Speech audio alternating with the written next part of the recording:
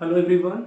Today we are going to discuss about the mechanism of breathing first, and after that we will discuss about the respiration in plants. Okay. So first of all, अगर हम mechanism of breathing की बात करेंगे तो जैसा हम लोगों ने पहले भी पढ़ा हुआ था, राइट, कि ब्रीदिंग है क्या? What is breathing? It is just gaseous exchange, right, मतलब intake of O2 and outtake of CO2, right. तो जो ब्रीदिंग है आपको पता है कि ये मेनली टू पार्ट्स में है। First one is inspiration, right, और इसी को हम लोग क्या बोलते हैं? इनहेलेशन। ओके। और दूसरा जो प्रोसेस है दैट इज एक्सपीरेशन, और इसी को हम लोग किस नाम से जानते हैं? एक्सहेलेशन। क्लियर है? तो देखो, इंस्पिरेशन, तो इन का मतलब क्या होता है? अंदर। तो यहां पे क्या होगा? इंस्पिरेशन में इनटेक ऑफ O2, आपको ये चीज ध्यान रखना है, ठीक है? Intake of O2। और अगर हम बात करेंगे एक्सपायरेशन की, एक्सपीरेशन की या एक्सहेलेशन की, तो मतलब आउटटेक ऑफ व्हाट? CO2। अब देखो, बात यह है कि ऐसा नहीं होगा कि सिर्फ ऑक्सीजन ही आएगा, राइट, लेकिन हमारी जरूरत क्या है? ऑक्सीजन। तो we will always talk with respect to oxygen, right. तो intake of oxygen is known as inspiration और inhalation, and outtake of CO2 मतलब CO2 का बाहर छोड़ना, that will come under expiration और एक्सहेलेशन। तो ये एक बेसिक मैकेनिज्म है। अब हम लोग ये देखेंगे कि इंस्पिरेशन कैसे होता है, क्यों ऐसा क्या होता है कि जिसमें इंस्पिरेशन में हमेशा एयर जो है बाहर से अंदर नहीं आता है, या फिर जब हम एक्सपायरेशन की बात करेंगे तो वहां पे ऐसा क्या होता है कि जो एयर है वो लंग्स के, देखो एक चीज आपको ध्यान रखना है कि जो भी गैसियस एक्सचेंज होगा, राइट, वो कहां से होगा? वो गैसियस एक्सचेंज जो है वो होगा कहां से? वो होगा लंग्स के थ्रू। हम बात करते हैं लंग्स और आउटसाइड द एनवायरमेंट, उसके बीच की बात करते हैं। और लंग्स किससे बना हुआ है? एल्वियोलाई से। तो ये सब मैंने पहले बताया हुआ है। तो यहां पे सिर्फ हम लोग बात करेंगे मैकेनिज्म ऑफ ब्रीदिंग, और उसमें भी बात करेंगे मैकेनिज्म ऑफ इंस्पायरेशन और एक्सपायरेशन, और इनहेलेशन और एक्सहेलेशन। तो देखो, यहां पे आपको मेनली दो तरीके का जो मसल है उसको ध्यान में रखना है। दो तरीके का मसल और एक बोन है। अच्छा बताओ, आप, हमने पहले ही पढ़ा है कि जो लंग्स है वो कहां पे प्रेजेंट है? थोरैसिक कैविटी में। और बॉडी को थोरैसिक या एब्डोमिनल कैविटी में बांटने वाला कौन है? तो पहला एक जो मसल आपको ध्यान रखना है दैट इज डायफ्रेम, राइट। पहला एक जो मसल आपको ध्यान रखना है वो डायफ्रेम, और दूसरा जो मसल है दैट इज, देखो जैसे ये रिब्स होते हैं, इस तरीके से आपने पढ़ा होगा कि जो लंग्स है वो कहां प्रेजेंट होता है? रिब केस के अंदर, राइट। तो जो रिब्स है, तो रिब्स को भी आपस में जोड़ने वाला एक मसल्स होता है जो कि रिब्स के बीच में प्रेजेंट होता है, उसको बोलते हैं इंटर कोस्टल। देखना यहाँ पे COASTL जो भी हो, इंटरकोस्टल मसल। एक बार स्पेलिंग इसका चेक कर लेना, इंटरकोस्टल मसल। और एक जो होता है, आप उसको ध्यान, दूसरा हमने क्या बोला? ये होगा आपका रिब्स। तो ये तीन चीजों के रिस्पेक्ट में हम लोग देखेंगे कि इन तीन चीजों में, इन तीन तरीके के जो अलग अलग स्ट्रक्चर है उसमें किस तरीके का चेंज आता है, तो जिसके कारण क्या होता है? इंस्पायरेशन और एक्सपायरेशन। तो आपको एकदम ध्यान रखना है कि डायफ्रेम क्या होगा? डायफ्रेम वो डोम स्ट्रक्चर जो कि पूरे बॉडी को थोरैसिक और एब्डोमिनल कैविटी में डिवाइड करता है। इंटरकोस्टल मसल कहां पे होगा? रिब्स के बीच में। और रिब्स तो आपको पता ही है, वो बोन्स है, बोन्स का एक नेटवर्क है जो कि क्या करता है? प्रोटेक्ट करता है लंग्स को इन थोरैसिक कैविटी, ठीक है। तो अभी देखो आपको क्या करना है। अभी हम लोग सबसे पहले देखेंगे इंस्पायरेशन, क्लियर, या इंस्पिरेशन और inhalation. After that we will go for expiration, expiration और एक्सहेलेशन। तो अभी आप ध्यान से देखना जरा। तो आपको क्या करना है? बस ध्यान से सुनना है, बाकी कुछ नहीं। अच्छा, आपने फिजिक्स में पढ़ा भी होगा कि there is a relation between pressure and volume, right. तो अब देखो, पहला फर्स्ट मैं बात कर रहा हूं इंस्पिरेशन की, या इंस्पिरेशन बोलो या फिर इनहेलेशन। क्लियर है?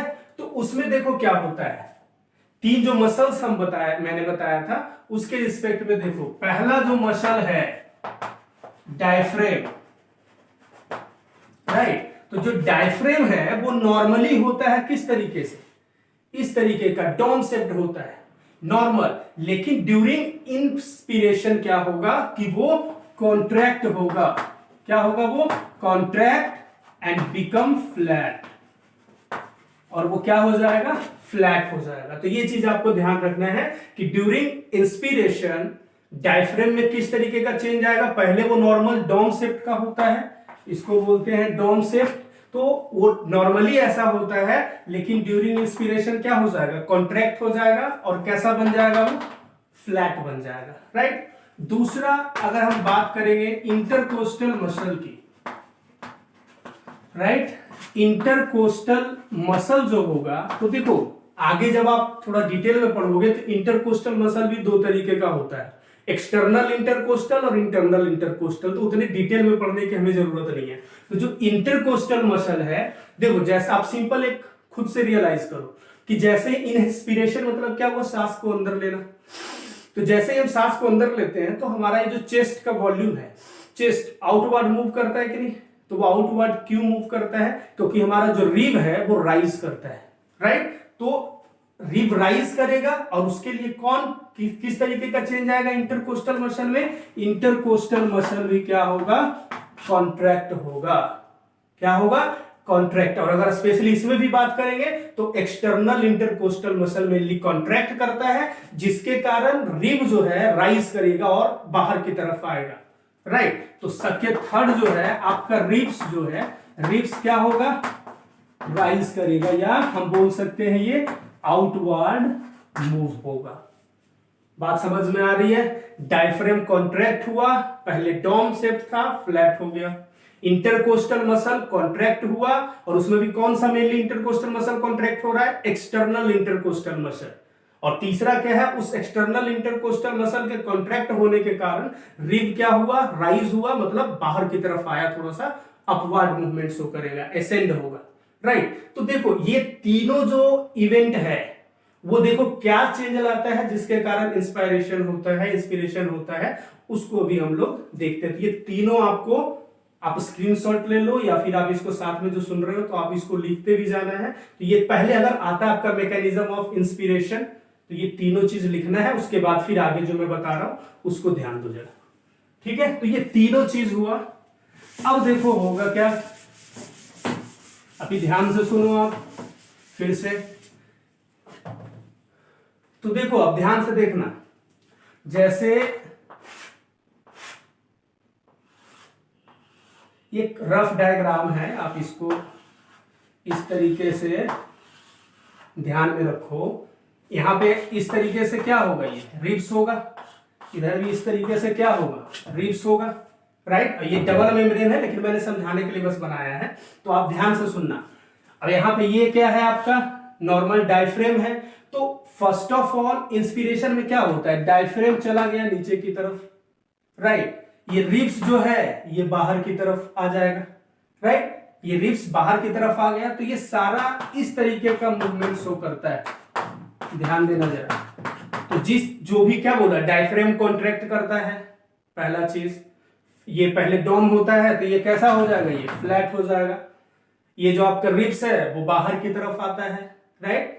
फिर इंटरकोस्टल मसल है वो भी कॉन्ट्रैक्ट करता है। तो ओवरऑल हुआ क्या? ओवरऑल इसको क्या बोलते हैं? लंग्स के लिए मैंने टर्म यूज किया था ना हमने, प्लूरल। तो ये जो इंट्रा प्लूरल जो पहले होगा क्या, देखो जो ये सारा कॉन्ट्रैक्शन हुआ उसके कारण जो वॉल्यूम है, वॉल्यूम इन लंग्स, या फिर इसको बोलते हैं इंट्रा प्लूरल वॉल्यूम। ये वॉल्यूम लंग्स में क्या हुआ? इंक्रीज किया। Volume in lungs increases, right. तो जो वॉल्यूम इन लंग्स इंक्रीजेस करेगा तो प्रेशर क्या होगा? जब वॉल्यूम इंक्रीज कर गया तो प्रेशर क्या होगा? डिक्रीज। तो प्रेशर डिक्रीजेस, राइट। तो जब प्रेशर डिक्रीज कर गया, तो देखो नॉर्मली आपको ध्यान रखना है कि बाहर जो प्रेशर होता है वो होता है एटमॉस्फेरिक प्रेशर, वो कितना होगा 760 mm ऑफ Hg, ये एक यूनिट है प्रेशर का। और पहले यहां भी पहले इक्विलिब्रियम में होता है, तो पहले ये बाहर भी 760 mm ऑफ Hg, लंग्स के अंदर भी 760 mm ऑफ Hg। लेकिन जब ये सारा कॉन्ट्रैक्शन होगा, डायफ्रेम कॉन्ट्रैक्ट कर गया, रिब्स बाहर की तरफ आ गया, तो ये ओवरऑल क्या करता है, इसके अंदर का जो प्रेशर है, जो पहले 760 mm ऑफ Hg था, अभी क्या हो जाएगा, ये प्रेशर, ये वॉल्यूम बढ़ने के कारण प्रेशर डिक्रीज हो गया, और प्रेशर ये मान लेते हैं 759 mm ऑफ Hg। तो जब ये डिफरेंस आएगा, देखो एक चीज आपको और ध्यान रखना कि हमेशा एयर जो है वो हाई प्रेशर से लो प्रेशर की तरफ मूव करेगा। तो देखो ये सारा इवेंट होने के बाद हुआ क्या, प्रेशर, वॉल्यूम बढ़ गया अंदर, तो प्रेशर कम हो गया, बाहर प्रेशर ज्यादा है, तो एयर कहां से कहां आएगा, एयर, राइट। तो अब यहां पे क्या होगा, air moves from atmosphere to lungs. बात समझ में आ रही, तो यही तो होता है आपका इंस्पिरेशन। अब क्यों हुआ, बाहर से अंदर की तरफ ही क्यों आया, क्योंकि अंदर वॉल्यूम बढ़ गया था, ये सारा कॉन्ट्रैक्शन होने के बाद, तो वॉल्यूम जैसे ही बढ़ा तो प्रेशर डिक्रीज हो गया, पहले इक्विलिब्रियम में था, तो जब जैसे ही अंदर का प्रेशर डिक्रीज होगा तो क्या होगा, अब प्रेशर बाहर ज्यादा है, तो इसी प्रेशर के कारण एयर कहां आ जाएगा, लंग्स के अंदर आ जाएगा। तो इसी प्रोसेस को तो हम लोग क्या बोलते हैं, इंस्पिरेशन। समझ में आ रही है बात आपको। तो यहाँ पे जो वॉल्यूम इन लंग्स है, तो वॉल्यूम इन लंग्स करने का मतलब यहाँ पे क्या हुआ, इंट्राप्लूरल वॉल्यूम।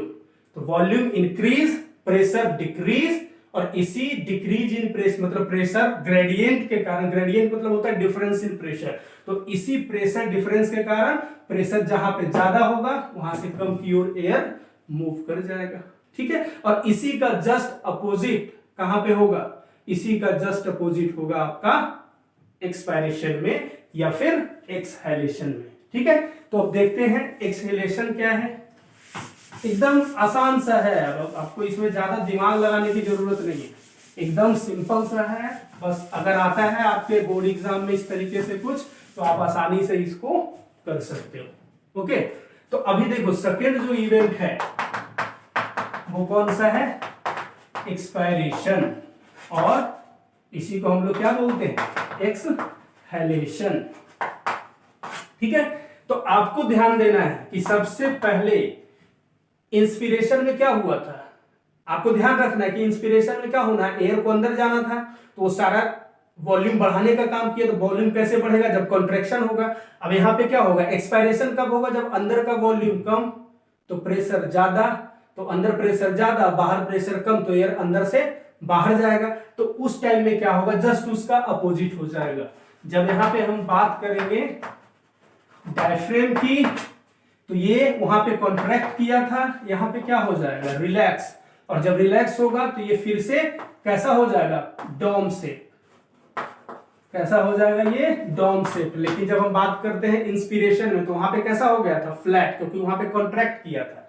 अब देखो जो आपका इंटरकोस्टल मसल है, इंटरकोस्टल मसल, तो ये इंटरकोस्टल मसल वहां पे क्या था, वहां पे इंटरकोस्टल मसल क्या हुआ था, कॉन्ट्रैक्ट हुआ था, यहां पे क्या हो जाएगा, रिलैक्स, राइट। फिर तीसरा जो रिब्स है, रिब्स जो है इंस्पिरेशन में क्या हुआ था, अपवर्ड मूवमेंट, आउटवर्ड मूवमेंट, यहां पे क्या हो जाएगा, डिसेंस, डिसेंस, और वो अपवर्ड था, यहां पे क्या होगा, डाउनवर्ड, डाउनवर्ड मूवमेंट शो करेगा। बात समझ में आ रही है आपको। तो ये पहले जो भी सारा कॉन्ट्रैक्ट हुआ था वो सारा अब क्या हो गया, रिलैक्स हो गया। तो पहले कॉन्ट्रैक्ट होने के कारण वॉल्यूम बढ़ा था, तो इस बार सारा रिलैक्स होने के कारण वॉल्यूम क्या हो जाएगा, लंग्स के अंदर का जो वॉल्यूम है वो डिक्रीज कर जाएगा। तो जब वॉल्यूम डिक्रीज करेगा तो प्रेशर क्या हो जाएगा, इंक्रीज। तो जब प्रेशर बाहर पहले इक्विलिब्रियम में होता है, लेकिन जब अब वॉल्यूम कम हो गया तो प्रेशर इंक्रीज, तो अंदर मान लेते हैं पहले दोनों 760 या 1 एटमॉस्फेरिक प्रेशर होता है। तो अब जब इसके कारण जब प्रेशर बढ़ेगा तो वॉल्यूम अंदर बढ़ गया, कम हो गया, प्रेशर बढ़ गया, और बाहर प्रेशर कम है तो एयर अंदर से बाहर। तो अब उसको देखो, ये पहले आप लिख लोगे, राइट। अब इसके बाद कैसे हम उसको करेंगे तो वो देखो एक बार मैं फिर से बता रहा हूं, ये सारा लिख लो आप। अब बाकी देखो आपको जो भी है नोट्स भी मैं प्रोवाइड करूंगा, तो उसके लिए आपको टेंशन नहीं लेना है, ठीक है। बस आप अभी वीडियो में आप समझने की कोशिश करो कि क्या बताया जा रहा है, क्लियर है। अब देखो यहां पे होगा क्या, फिर से देखो, ये बस एक रफ डायग्राम है, ये डबल मेम्ब्रेन और सिंगल मेम्ब्रेन, इस पे नहीं जाना है आपको, ठीक है। यहां पे देखो सारा क्या हुआ, यहाँ पे ये जो था पहले फ्लैट हो गया था, फिर वो भी क्या हो गया, कॉन्ट्रैक्ट होकर के नॉर्मल शेप पे आ गया। तो ओवरऑल इसमें हुआ क्या, ओवरऑल इसमें हो क्या रहा है, जो वॉल्यूम है, वॉल्यूम ऑफ लंग्स, और यहां पे इसको और क्या बोल सकते हैं, इंट्रा प्लूरल वॉल्यूम, वो वॉल्यूम क्या हो गया, डिक्रीज। समझ में आ रही है बात, वॉल्यूम डिक्रीज तो प्रेशर क्या हो जाएगा, इंक्रीज, प्रेशर क्या हो गया, इंक्रीज। तो पहले जैसे मान लो पहले 760 mm ऑफ Hg, ये आपको घबराना नहीं है, 760 mm of Hg is the unit of pressure. तो नॉर्मली पहले इक्विलिब्रियम में होता है, अगर बाहर भी 760 mm ऑफ Hg तो यहां भी 760 mm ऑफ Hg। लेकिन जब प्रेशर इंक्रीज हो गया तो अब यहां पे प्रेशर क्या हो गया, बढ़ गया, तो मान लेते हैं कि 761 mm ऑफ Hg। तो अब देखो हमने पहले ही पढ़ा हुआ कि कोई भी चीज जहां पे ज्यादा प्रेशर होगा वहां से कम की ओर जाएगा। तो प्रेशर कहां पे ज्यादा है, लंग्स के अंदर, तो एयर लंग्स से बाहर चला जाएगा, तो फिर ये क्या हो जाएगा, एयर मूव्स आउटवर्ड। अब आउटवर्ड मूव कर रहा मतलब कहां, that is from lungs to atmosphere, ठीक है। तो आपको अच्छे से समझ में आ गया होगा, अगर नहीं भी समझ में आ रहा है तो पहले आप एक दो बार वीडियो देखो, क्लियर है, फिर उसके बाद समझो, फिर एक बार कोई बुक होगा आपके पास उसको पढ़ो। फिर भी अगर आप समझ नहीं पा रहे हो देन आप, मेरा व्हाट्सएप नंबर आपके पास है, फिर आप मुझे आप व्हाट्सएप पे मैसेज करो, देन आई विल एक्सप्लेन जहां पे कंफ्यूजन होगा, राइट। तो ये था आपका मैकेनिज्म ऑफ ब्रीदिंग, क्लियर है। अभी देखो क्या करना है, अभी जो नेक्स्ट टॉपिक है, जो कि कौन सा टॉपिक है आपका, रेस्पिरेशन इन प्लांट्स। कौन सा टॉपिक, रेस्पिरेशन इन प्लांट्स, ठीक है। तो आप देखो हमारे जो एनिमल्स हैं उनके अंदर तो क्या होता है, पर्टिकुलर स्ट्रक्चर है जो कि क्या कराएगा, रेस्पिरेशन।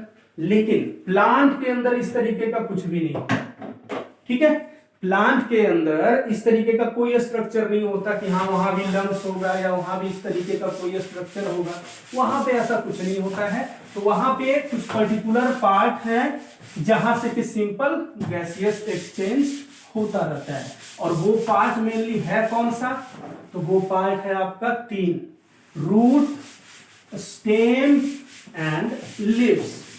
क्या होगा, रूट, स्टेम एंड लीव्स, ठीक है। तो ये चीज आपको ध्यान रखना है कि प्लांट्स में कोई पर्टिकुलर वैसा स्ट्रक्चर नहीं होगा, तो वहां पे जो भी गैसियस एक्सचेंज होगा वो किसके थ्रू होगा, 3 स्ट्रक्चर है, वहां पे कुछ पर्टिकुलर ओपनिंग प्रेजेंट होता है जिसके हेल्प से वहां पे क्या होगा, गैसियस एक्सचेंज होगा। तो देखो आप ध्यान से सुनो, रूट है, स्टेम है और लिप्स है, ये यही 3 स्ट्रक्चर है जिससे कि क्या होगा, गैसियस एक्सचेंज होगा इन प्लांट्स। एंड जो प्रोसेस वहां पे इन्वॉल्व होगा दैट इज डिफ्यूजन।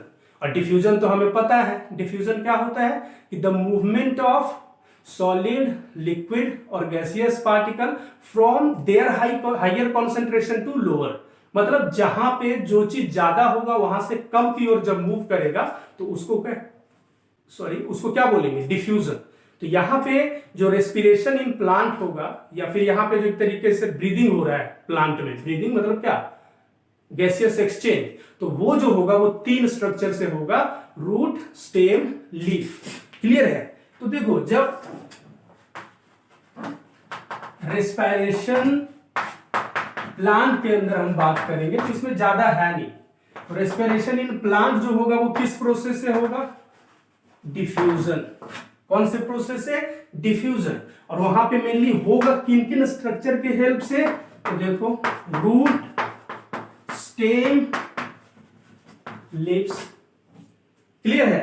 तो देखो जब हम रूट की बात करेंगे तो सीधा है कि with the help of root hairs क्या होगा कि प्लांट में जो रूट हेयर होता है वो कहां होता है? सॉइल के अंदर। और सॉइल जो पार्टिकल्स हैं उसके बीच में ऑक्सीजन प्रेजेंट होता है, तो वो simply by the process of diffusion, root hair के हेल्प से और डिफ्यूजन के हेल्प से ये क्या होगा, जो एयर है मतलब ऑक्सीजन, वो प्लांट के अंदर चला जाएगा और जो रेस्पिरेशन के बाद वहां पे CO2 बनेगा वो बाहर आ जाएगा। तो ये होता है रूट में, रूट हेयर के हेल्प से। अगर हम स्टेम की बात करेंगे तो जो ओल्ड स्टेम है, राइट, और जिसको हम बार्क बोलते हैं, क्लियर, तो यहां पे एक ओपनिंग होता है।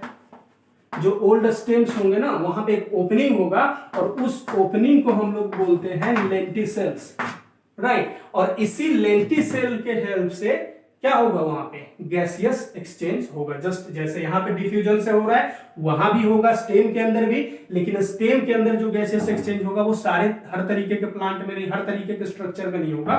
वहां पे ओल्ड स्टेम जैसे जो बार्क वगैरह जहां छाल होता है ना, वहां पे स्मॉल गैप होता है, उस ओपनिंग को हम लोग क्या बोलते हैं, लेंटिसेल्स। तो आपको ध्यान रखना है कि रूट में रूट हेयर के हेल्प से, स्टेम में लेंटिसेल्स के हेल्प से, और ये मेनली यंग में नहीं होगा, ओल्ड स्टेम में होगा जहां पे बार्क प्रेजेंट होगा। और अगर हम लीव्स की बात करते हैं तो आपको पता ही है कि लीव्स के हेल्प से, राइट, तो जो लीव्स है वहां पे किसके हेल्प से होगा, स्टोमेटा। ठीक है, तो स्टोमेटा क्या है, ओपनिंग है। कहां पे मेनली प्रेजेंट होगा ये स्टोमेटा, लीव्स के अंदर, और कुछ जो ग्रीन स्टेम्स होते हैं वहां पे। तो जहां भी लीव्स मतलब ग्रीन पार्ट होगा वहां पे स्टोमेटा होगा, और उसी स्टोमेटा के ओपनिंग एंड क्लोजिंग के थ्रू क्या होगा, गैसियस एक्सचेंज होगा। मतलब ऑक्सीजन बाहर अंदर आएगा, CO2 बाहर जाएगा। बात समझ रहे हो? तो ये सारा मेनली बस आपको रेस्पिरेशन इन प्लांट्स में ज्यादा कुछ करने की जरूरत है। एक बार फिर से देख लो, रूट में रूट हेयर के हेल्प से डिफ्यूजन, सारा प्रोसेस सब में डिफ्यूजन ही होगा, लेकिन बस स्ट्रक्चर अलग अलग है। स्टेम में अगर ग्रीन स्टेम है तो वहां पे फिर से क्या हो जाएगा, स्टोमेटा। लेकिन नॉर्मली स्टेम में जो खास करके ओल्ड स्टेम है जहां बार्क प्रेजेंट है, तो बार्क में स्मॉल गैप प्रेजेंट होता है, और उस गैप को या ओपनिंग को हम क्या बोलते हैं, लेंटिसेल्स। इसके थ्रू गैसियस एक्सचेंज होगा। और अगर हम लिप्स की बात करेंगे तो लिप्स में स्टोमेटा के हेल्प से ये सारा इवेंट होगा। और लिप्स आपने देखा होगा कि लिप्स में इस तरीके से करके, राइट, ये होता है ना, तो ये ओपनिंग क्लोज जो है इसको तो हम लोग क्या बोलते हैं, स्टोमेटा। पूरा ये सारा जो है उसको स्टोमेटा बोल रहे हैं। यहाँ पे जिसके हेल्प से होता है वो ओपनिंग एंड क्लोजिंग, इसको क्या बोलते हैं, गार्ड सेल। क्या बोलते हैं, गार्ड सेल्स। और यही जो अब देखो इसमें क्या होगा कि जब वाटर अंदर जाएगा, तो जब वाटर अंदर जाएगा तो स्वेल करेगा, और स्वेल करने के बाद ये ओरिजिनल शेप में आएगा तो ये ओपन हो जाएगा। और फिर जब वाटर बाहर आएगा तो फिर ये श्रिंक कर जाएगा, तो उसके कारण यहाँ पे क्या हो जाएगा, क्लोजिंग। तो जब वाटर अंदर जाएगा तो ये ओपन, इसको भी ध्यान रखना है। जब वाटर बाहर आ गया मतलब एक्सोस्मोसिस हो गया तो ये क्या होगा, क्लोज। और इसमें कुछ पोटेशियम आयंस वगैरह है वो भी इसके ओपनिंग एंड क्लोजिंग में हेल्प करते हैं, तो उतना डिटेल में करने की जरूरत नहीं है। ठीक है, तो आज इतना ही आपके लिए काफी है। तो आपका रेस्पिरेशन वाला जो पोर्शन है वो आपका खत्म हो गया। अब नेक्स्ट जो अपन वीडियो लेक्चर में कवर करेंगे वो होगा ट्रांसपोर्टेशन। ठीक है, तो आप लोग इसको ध्यान से 2 से 3 बार आप देखो, समझ में नहीं आता है आप व्हाट्सएप नंबर मेरा है, आप मेरे से बात करो, फिर ये सारा आपका क्लियर हो जाएगा। ठीक है, थैंक यू सो मच। आज के लिए इतना ही, बाकी हम लोग नेक्स्ट क्लास में देखते हैं।